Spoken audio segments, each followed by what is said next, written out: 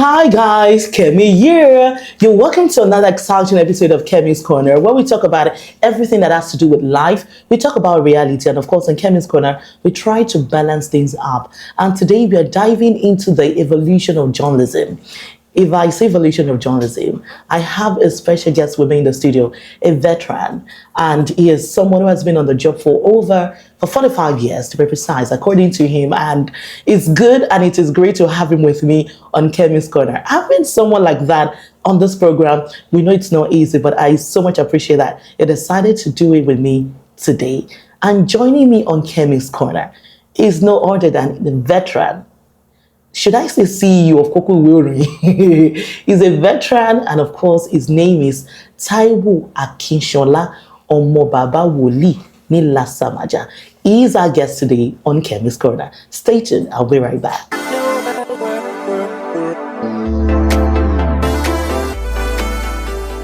God, it's so good to have you, sir. Many thanks for joining me on Kemi's Corner. Thank you so much. Whenever my name is fully mentioned, I'm always happy. When I go to functions sometimes and you introduce me and you refuse to add Omo Baba Woli Lasamaja, yes, you are not calling me. Now we are coming to that. Now, who is Taiwo Akinsola Omo Baba Woli ni Lasamaja? Why this Omo Baba Woli ni Lasamaja? Let's begin with that. Yes.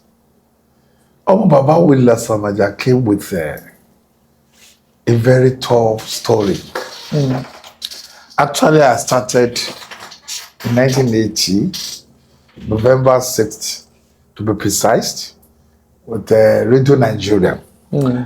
So, then later, in 1987, so we were withdrawn from English-speaking programs and taken to establish a language station that is to cover both Igbo, indigenous language station. So, and they were just saying, but you, this guy, you are from Oyo State, you should be able to speak Yoruba very well. I was not fluent in Yoruba. Actually, I wasn't so fluent in Yoruba. So, I was just picked, and they said I should come for audition. I came for audition, to the extent that I got to a line, to translate a line, and that line is insurance. I didn't know the Yoruba of insurance. I had to meet our chief accountant that happened to come from Igbajo, and I know him that he speaks Yoruba very well. So, and I had to go, Mr. Adediji, please, what is the Yoruba of translation of insurance? Say, Ajoma Damidofo. Ajoma Damidofo. Say, yes, wow. I just went, I wrote it down, and I went for audition. It was that translation of insurance that made them to say, okay, this guy is good. He's good to go. Wow. Now let's talk about how it started. I was having conversation with you, before we came on the show, and you told me that you weren't even a graduate before you started. No, I was a school set. Wow. I finished my secondary school in 1978, 79. I started, and in those days, being a school set holder, you're a big guy in your family. Wow. You're a big guy in your family. Those days, 78, 79, they used to call us Oniwemewa. Because passing school set alone, at that it's a big deal. It was a very big deal. Passing your WAEC, or you go, hey, if God will catch you, fail the WAEC, and they ask you to go and do GC, it was the toughest. So that is the whole level. So I got my school start, and I started in 1980. So when I started in 1980, so we started like that until I had become everything I wanted to become in broadcasting before I went back to university. To study what? History. Wow.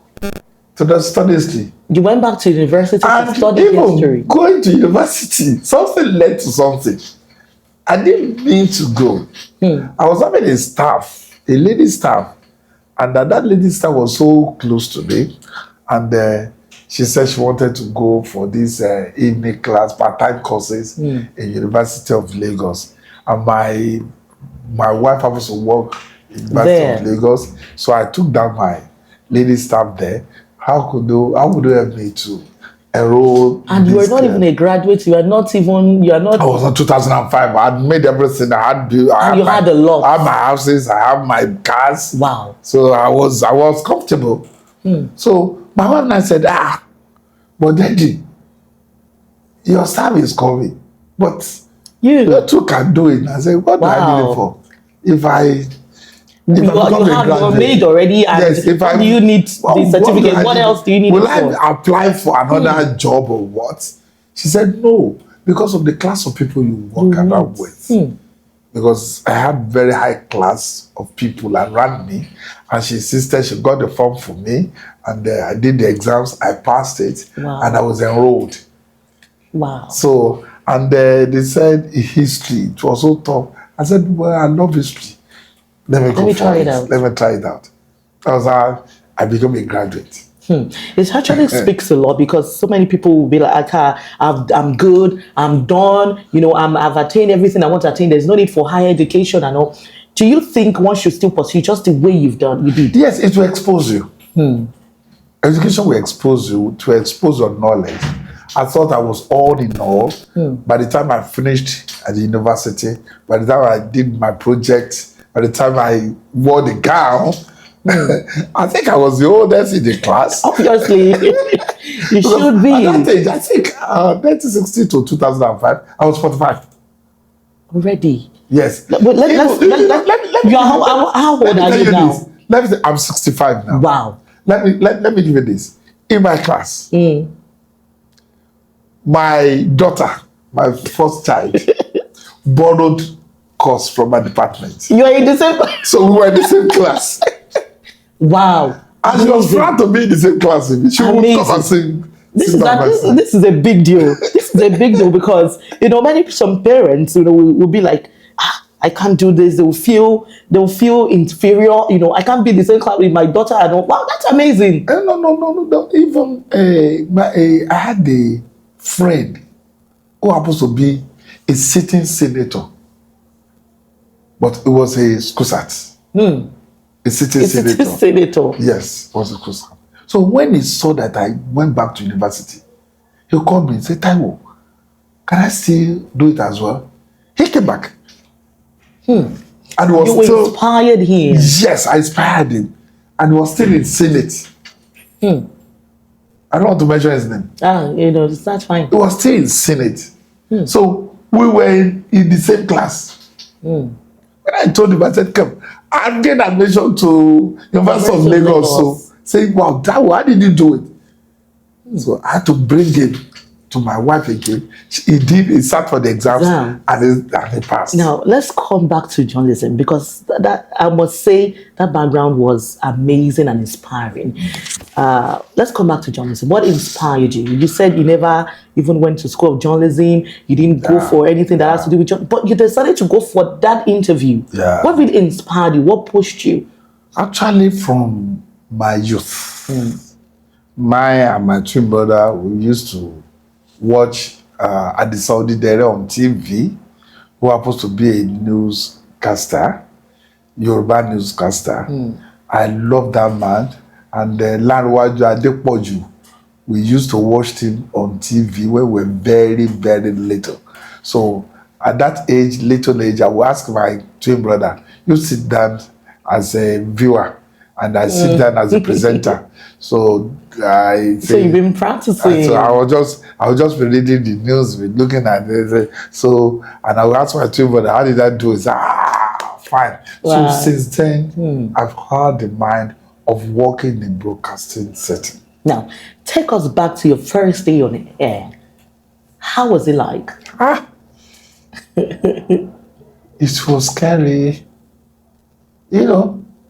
That time, what's this guy's name?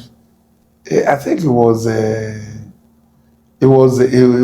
duty announcer on duty. I would remember his name. So after the audition, They said, they just took us to the studio. This is where you are going to do this. This is how this is going to do it. This is how. So the man was introducing the console to us. This is microphone. This is turntable. This is a cartridge tapes. So the ports for each gadget in the studio. So, and the guy had been on, I think he's been sitting in that studio for the past 6 hours. So he wanted somebody to relieve him. Wow.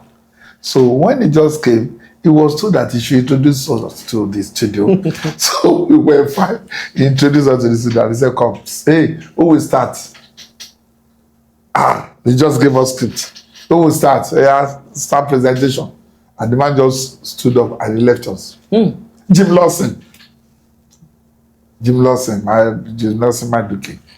Jim Lawson, a blessed memory now. And the man just left us. So the first person that got behind the microphone was Ghana Takorede. And after Ghana Takorede, they said, yeah, Taiwo, over to you. Ha. Hey. But having used to microphone as a son of a prophet. We are coming my to father happens to be a father of a church. So whenever my father was preaching, I was interpreting him. So I was using microphone, and I've been used to crowd from church. That is why I used to tell people whenever they ask me anything, I said, come, I don't have anybody that trained me now to talk. I got myself in the system. Then later I was taken to training school to train me. I never had a mentor apart from when I was young. When I was just mimicking the Odidere, when I was mimicking the way he was reading news. That was also, I was not scared, not very scared of the microphone. So when Ghana Takorede stood up, yeah, over to you. And that's that time, Kemi, broadcasting has changed. We were at the back of the Dam Barracks. At that time, we were at the back of the Dam Barracks, and there, if you mispronounce names or you talked anyhow, the soldiers were guiding us. They will call from the Dam Barracks. They will think soldiers. Yes, soldiers will come. They would think maybe you wanted to overthrow the government. Amazing. They will arrest you there. And was it the military? It was a military regime, 1980 now. 1980, I think Shagari was there. Yes, after Shagari. As at that time, it was still military. After Shagari, Buhari came in and whatever. So there was this caution. When you are behind the microphone, that was caution. You don't say anything anyhow. You don't mispronounce anything anyhow. Some words you don't. So if you do, they will radio. They will radio the securities and they will match you out. So there was that caution. So when I got there, being used to microphone from church, I was able to flow very well. And our guys were listening in their offices. And they said, no, Taiwo, good. So from there, we were doing radio drama at the same time. We were doing stage drama at the same time, which improved my experience and my knowledge in broadcasting.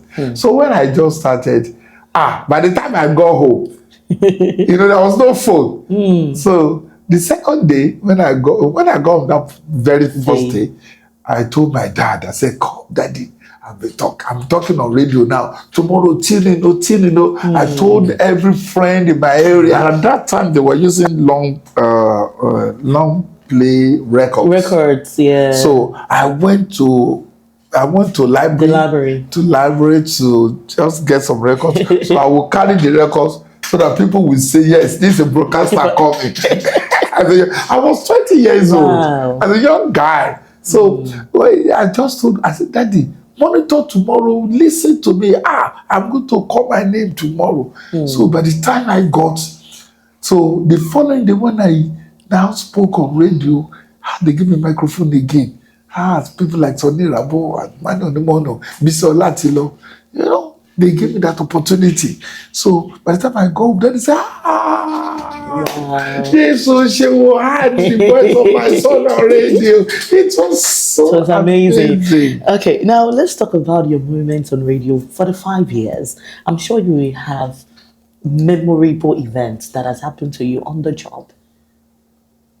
Yes, can you tell us one of it? In 1987, when we started Radio Nigeria 3, that is called Bond FM today, September 20, I think so. Okay. When we started Radio Nigeria 3, that is called Bond FM today, it said we should be broadcasting in Yoruba, as I told you, the audition or whatever. So we started it. I was so lucky to be one of the rising stars among my colleagues then. So I was very good, even to the extent that at that time I was given an award by General Ibrahim Babangida. Happened to be the president of the nation then as a soldier. I was given an award, one of the best awardee in 1988. 1989 I was given an award as well. So, being that, and radio stations were not many. Many, yes. Radio stations were not many, so we know ourselves. We're not many, so we were able to make stars out of that the station that you were working with. So then we started Kokonubero in newspaper review in Yoruba. Myself, Tajudeen Ajano Jolegba.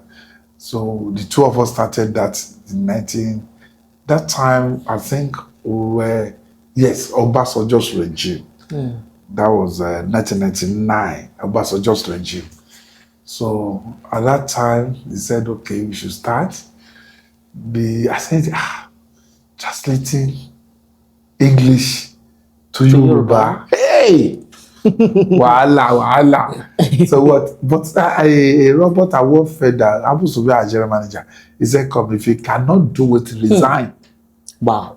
Just so like that. They said, we don't want to hear English from your mouth again. Just resign. After I've gone for trainings, said, just resign, you must do it. You must read that newspaper review in Yoruba. Newspaper review in Yoruba, I could do it. And would I get newspaper and start translating? For how many hours will I be able to translate? Then come. So at that time, we were reading it at 7 o'clock in the morning. So very early in the morning. Now, we started it and became so popular. Very, very popular. Kokonubere. Now, it was this, civilian rules, the politicians then. So there was one news I can never forget that Lake released. It was published in one of the newspapers. Okay. So that, and that time, Tinubu, President Tinubu now, was a governor in Lagos State. Okay. He was a governor in Lagos State, and I think it was to run second term that time. So now, and Dele Alake, as at that time, Baba Ogunlewe wanted to, he was a minister under Obasanjo, so he wanted to run for governorship in Lagos State to contest against Tinubu. So Dele Alake now was the minister, commissioner for information. Okay. Released a press release that it was yes, if Lagos State should scatter today, it's we should hold Ogunlewe responsible for anything that happens in Lagos State. It was in the newspaper, but that that enthusiasm. This kind of statement was made. And I said, yay! Take Obaba Ogunlewe. As at that time, Ogunlewe was preparing, trying to cajole the Lagosians.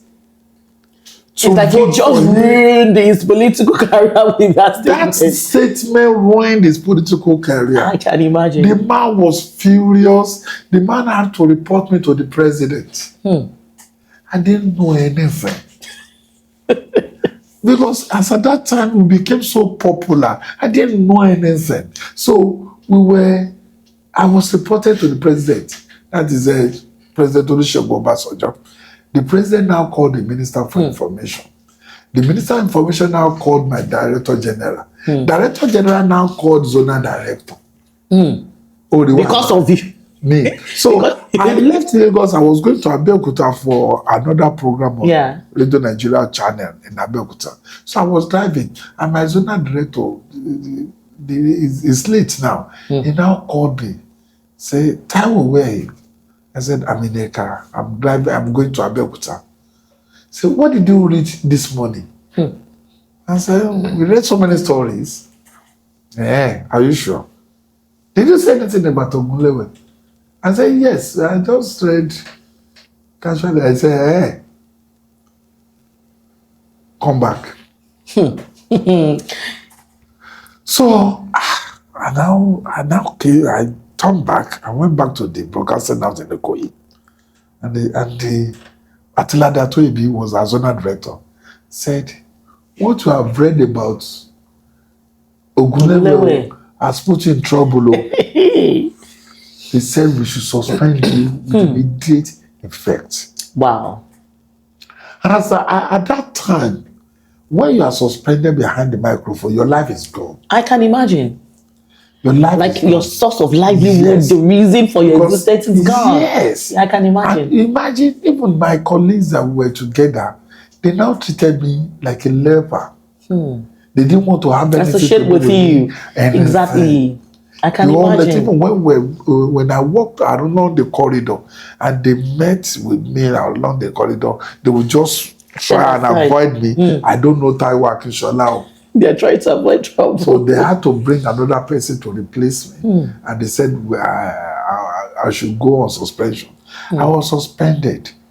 So even when people like Gani Fahimi didn't hear me, people like General Dia didn't hear me on radio the following day, they had to call. To wonder what's happening. And I told Gani Fahimi, but that was no, I'm going to court. Gani Fahimi went to court on my behalf. General Dia was so disturbed on my behalf because these are the people that listen to me every morning. So when I didn't read, they were so disturbed about it. I said, don't go to. They said, no. If he didn't like his name to be mentioned, he shouldn't run for governorship or whatever. So as a public person, why must they hold you for what you are reading from the newspaper? Yeah, what was said about you. The news. But we have rules. That's why I say broadcasting these days. We had rules there. There are some things you don't say. Don't say because you saw it. It's on newspaper. Yeah, newspaper can go freely. Yes. But because you're coming out, you are saying people can hear you. Can hear you, and you have become your reach is wide. I was suspended. I would never forget. And considering the fact that there was not even enough radio stations then, there's a particular radio stations they only want to listen to. Grassroots. Yes. Radio Nigeria 3.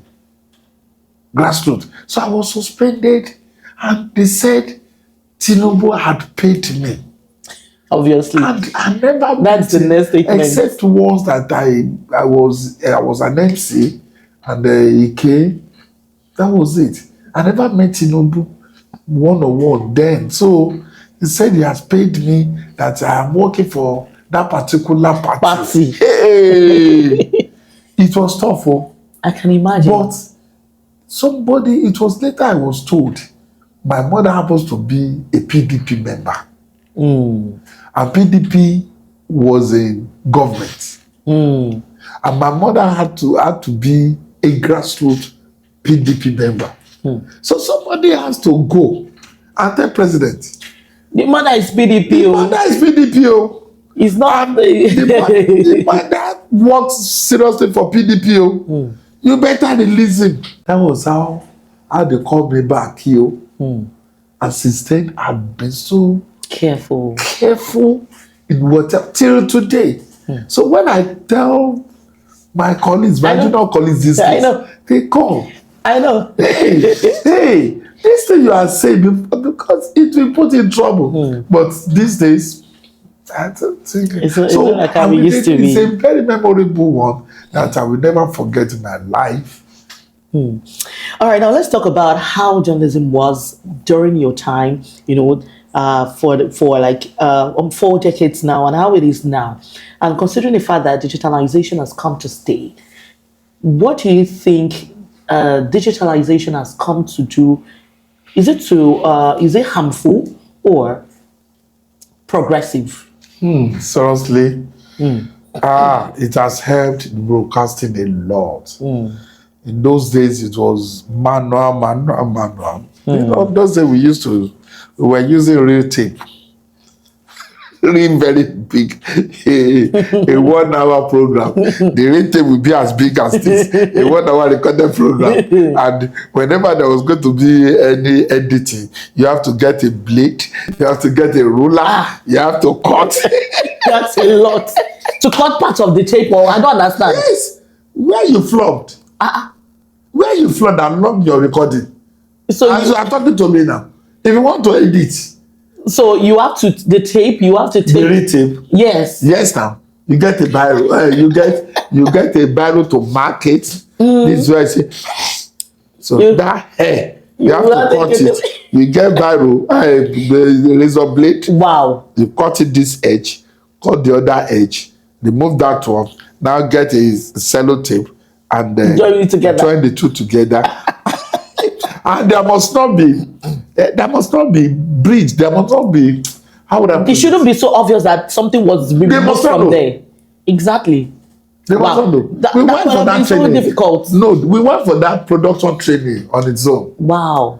It was so difficult. So by the time they now introduce cartridge to replace the tape. That one too. The cartridge, you will slot it in.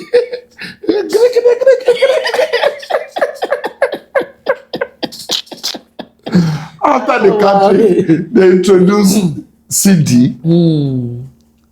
Compact disc. Compact disc. Whenever you hold a CD like this, you're a big person. You have this CD player. No, money had value then. To purchase a CD, you need about 600 naira. A very big money. You can imagine. Not CD player. Yeah. That CD player. As at that time, if you held a CD, it won't one cost, money had value then. Damn. So one cost about 600 or 700 naira for you to hold a CD. You're a big man.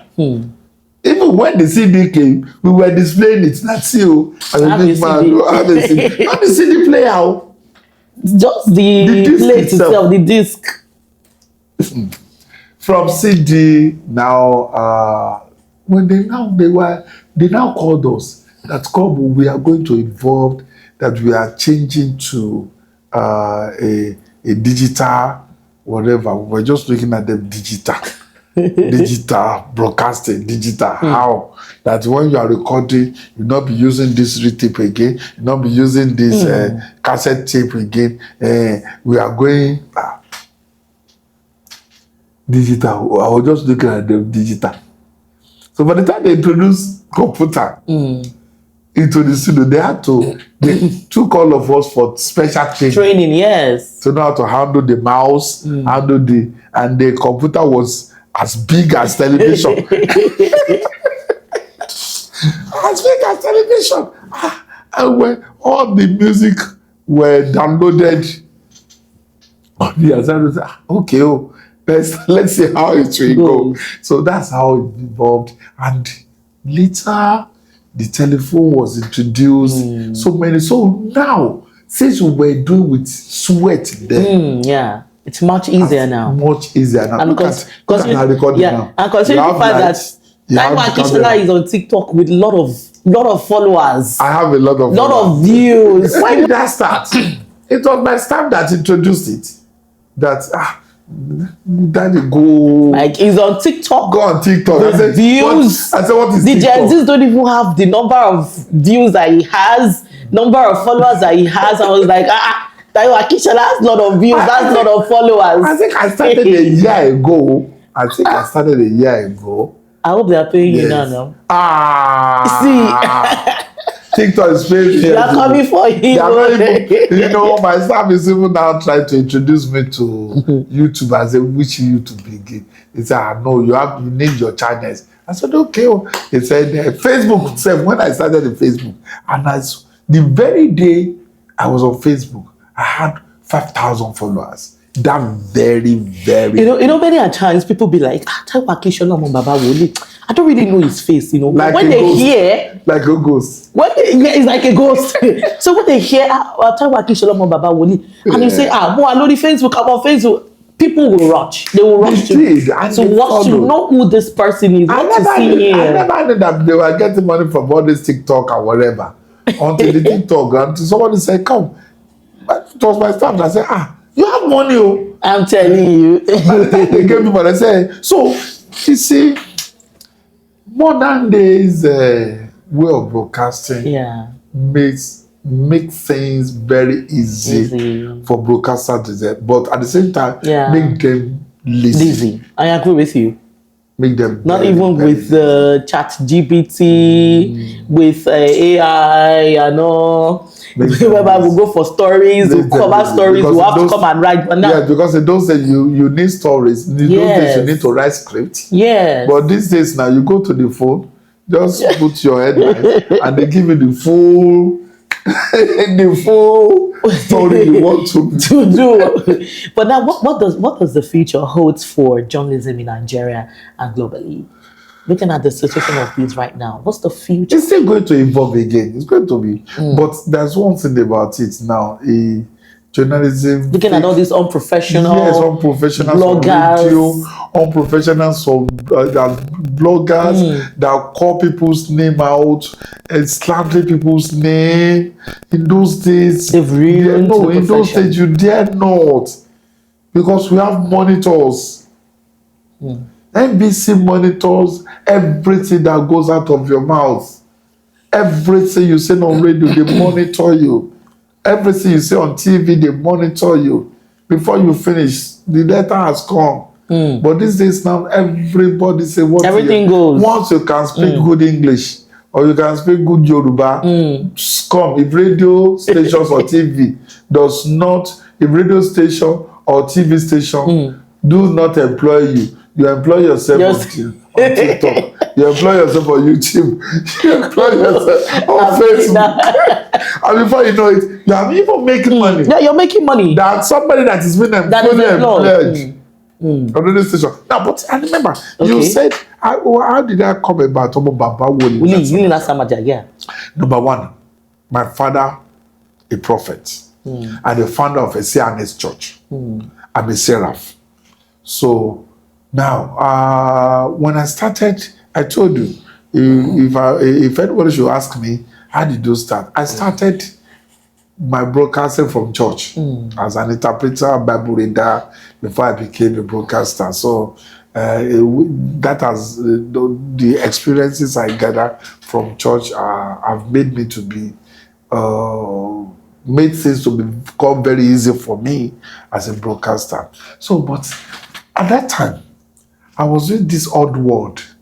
We call it odd word program. We call it Iririaye. I was doing this odd word. And again, there's something about Yoruba. If you are going in depth to Yoruba, when you want to say some Yoruba adages or whatever, you people will think maybe you are making incantations. As if you're a ritualist. I remember that year, as Shina Peters, I followed Shina Peters to a show, and people have become very known, very known. So Shina Peters now was praising me on stage. Taiwo Akinsola. So 3 old women came to meet me. Said, so you are Taiwo Akinsola? I said, yes. That work you are doing is the work of the old people. Let us fortify you. Let us fortify. If we fortify you, nobody can kill you. Nobody can try you. I said, fortify me. Yes, try and see us tomorrow. 3 old women. So I go to, it was on Friday night.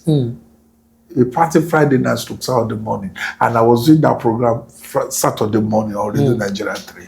So by the time I got to studio that 8 o'clock in the morning to start my program, I don't remember what the three women told me. It was that time I said, "Come, wow. My name is Taiwo Akinsola, Omo Baba Woli ni Lasamaja." So mentioning Omo Baba Woli will scare you away from me. Yes, I agree. We say, Omo Baba Woli, I want you bono. Those people are, don't try them. That's how I started Omo Baba Woli Lasamaja, and my father loved it so much. So by the time I go home and I said, Taiwo, you have called me another name today.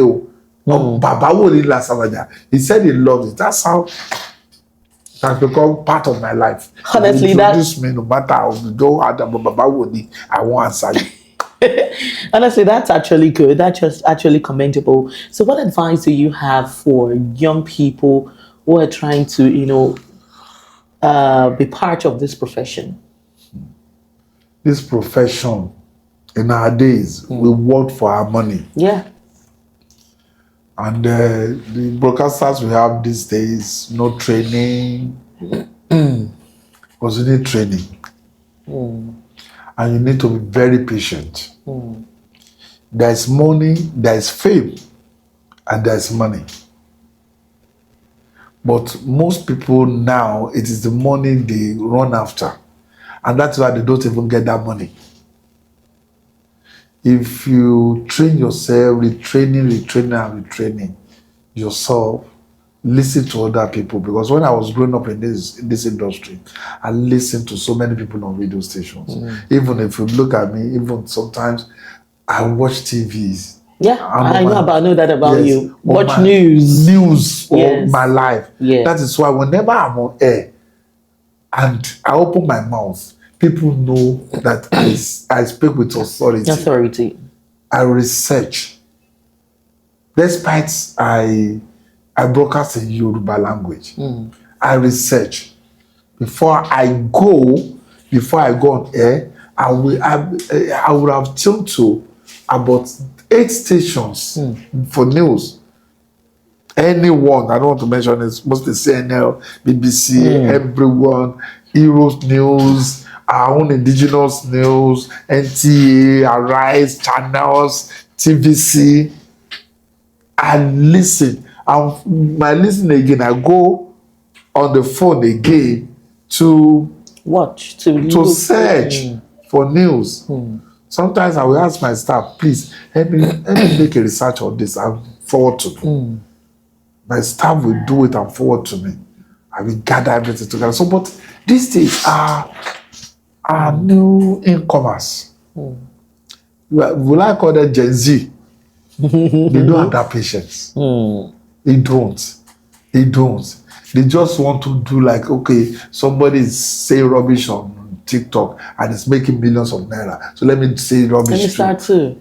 And seriously, the public is not even helping out. Yeah. The public pays the non-professionals on TikTok or they give them a lot of money. Yeah. Somebody that says bad English. Yeah, I agree with you. Saying bad English. Give some more money. So tell me, so I don't see the future. If these Gen Zs should continue like this, broadcasting. But we said, as far as we are in the system, whoever that pass through us, we still tell them this is how it is being done. All right. Before we move into asking you personal questions, but if you had the chance to start over in today's media environment, would you still choose journalism? I will. I can't do another thing. For the past 45 years, I've never done another job. Any other job that I found myself doing is through this journalism as well. My going to abroad, going to overseas, taking some people to Jerusalem, whatever. Yes, I got them through the job. That's good. Now, you are a spiritual father. You are also into this profession. I personally, I love to be on your program. The mood, the way you dance, the way you put in music, the way you put everything together. You're a music person, irrespective of the genre, which respective is gospel, what is this, that you love good music. Now, being a spiritual father, have you been able to marry your profession and your spirituality? Number one, without being judged. Kemi, number one, I don't pretend. I know that about you. You see, if you are a broadcaster is just like acting. Once I'm on the microphone as a broadcaster, I behave such. Yeah, you have to be in that character. Be in that character so that people will listen and they will stay glued to radio. Yeah. But being on radio, they say, I'm a spiritual person. I will not, don't play this music on my program. Exactly. Don't do this on my program. Exactly. It's before I become whatever I am as a spiritual leader. I started with this now. And the Yoruba adage says,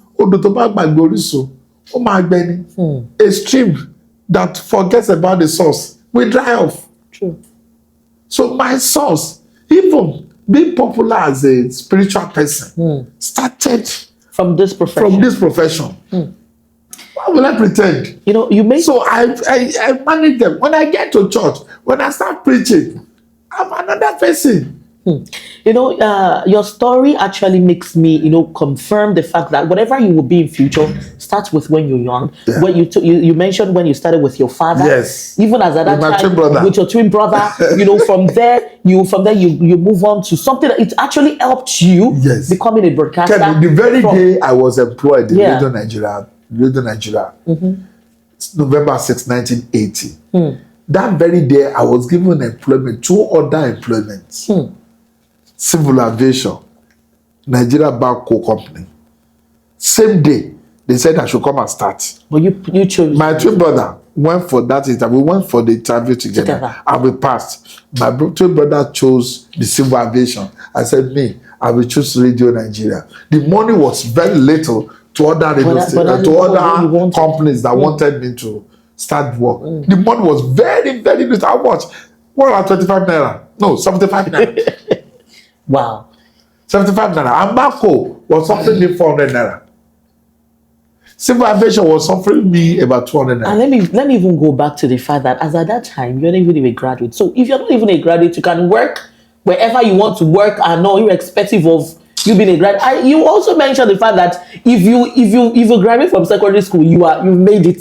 Honestly. Wow, amazing. Now let me now go more personal. What's your best color? I have many colors. Any good colors that suits me. I don't have best colors. It used to be blue sometimes, but no. Any color goes. Even black. Because I love wearing yellow, good dresses. even red. Anything that. Anyway, when it comes to looking good, when it comes to nice wears, you would definitely take a look at him actually. But when it comes to good looks, Taiwo Akinsola is always there. It doesn't like you dressing anyhow. You just have to look good. And that is a good one. You dress I will send you out. That's a good one. Okay, so what's your best food? Okele.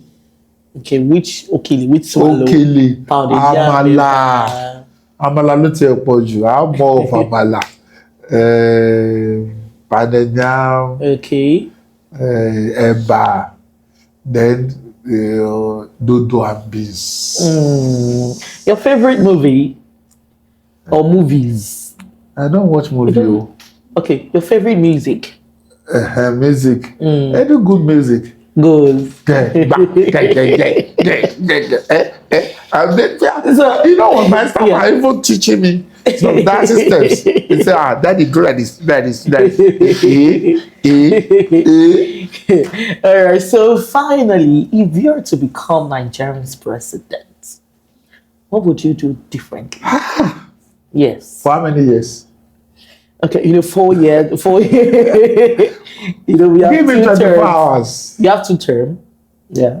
Give me 24 hours. If I happen to be president for 24 hours. Okay.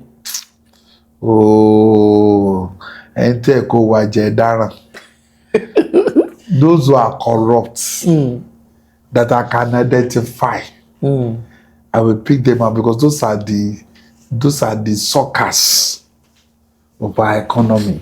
If I happen to be a president for that 24 hours, I will do like Jerry of Ghana. Jerry Rollins. Okay, Jerry Rollins. That gathered all the generals, gathered everybody, fire all of them. But no, sincerely, if I happen to be a president for 24 hours or for 4 years, it is, there will be fairness. I will strengthen our judicial system. Because if judiciary, you see, Peter Tosh says, only I don't want peace, but all I need is justice. If there's justice in this country, so many things that we do and we think nobody sees us, we caution ourselves. That is what happens in the other world, in abroad. Their justice system is perfect. Justice is served. It's very perfect, because if you are driving and you are driving on one way and you are being caught, they don't need to follow you. They just give you ticket. If you don't even appear, you are in jail, no matter what you are. So that is still fair in people to do the right thing. So once the justice, you are talking about politics, talking about economy, that economy, people siphon money. In politics, people change the results of the outcome of any results of elections. So they change result. But if there is good justice, that if you change result, you are going to jail, or I will kill you, or they will kill you. If there is this serious penalty, serious capital penalties. Yes.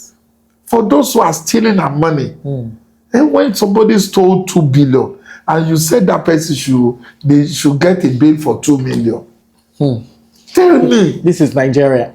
2 billion, somebody that is being confirmed that this guy stole 2 billion. Obvious. It's obvious. People see it, and you now go to court and say, okay, give me a bail of 2 million naira, 2 million naira, and somebody that lives in Asokoro.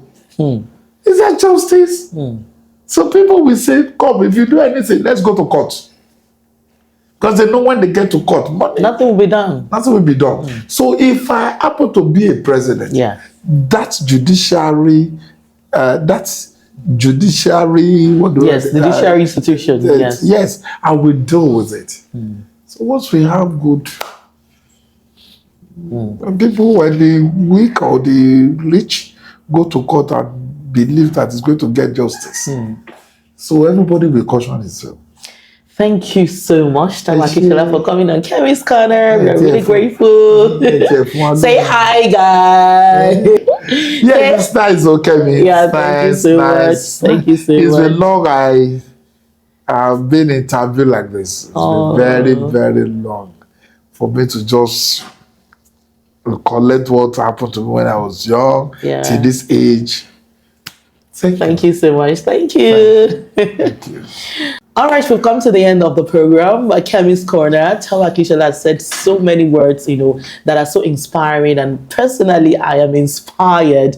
Thank you so much for joining us. Be sure to share, comment, and also tell your loved ones to keep watching Kemi's Corner. Do have a beautiful day. Bye. Thank you.